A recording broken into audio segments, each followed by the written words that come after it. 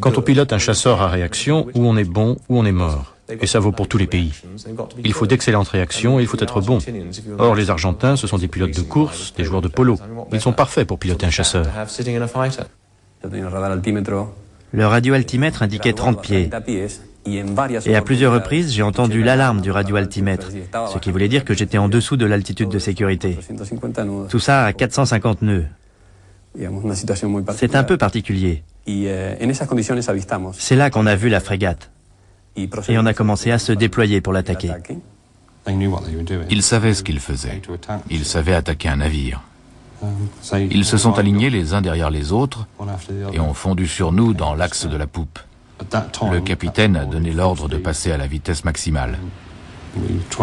On a essayé de mettre un 20 mm en position de tir, mais le capitaine avait beau manœuvrer, il y avait toujours un avion aligné sur la poupe, prêt à nous fondre dessus. Le navire réagissait bien.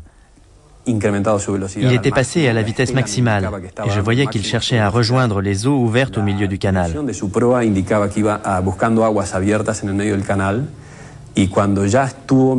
Au moment où je l'ai survolé et où je m'apprêtais à appuyer sur le bouton, il a viré brusquement à bâbord. Et c'est là que j'ai largué mes bombes, puis que j'ai dégagé.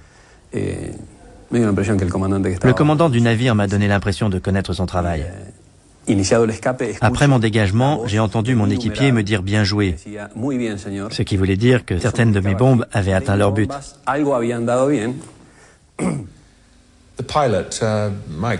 Mon pilote, Mike Crabtree, est devenu très silencieux lorsqu'on a survolé la colline et qu'on a traversé le nuage de fumée. À l'arrière, on ne voyait pas ce qui se passait. On sentait juste une odeur de fumée. Et puis on a soudain vu le spectacle sur bâbord. Et je n'oublierai jamais cette vision. Le navire était en proie aux flammes de l'enfer. Il avait jeté l'ancre, le canon pointé vers le ciel, sans puissance hydraulique. Le pont d'envol était pulvérisé et comme ouvert avec un ouvre-boîte.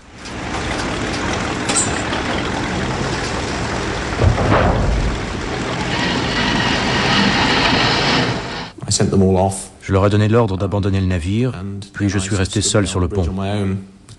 Presque tous mes hommes avaient évacué. Yarmouth avait arrimé sa poupe à notre proue car nous étions en train de couler. J'ai fini par quitter le pont pour rejoindre l'autre navire. C'était très triste. Je sais que quand on s'est éloigné, beaucoup dans l'équipage pleuraient. Et vous ?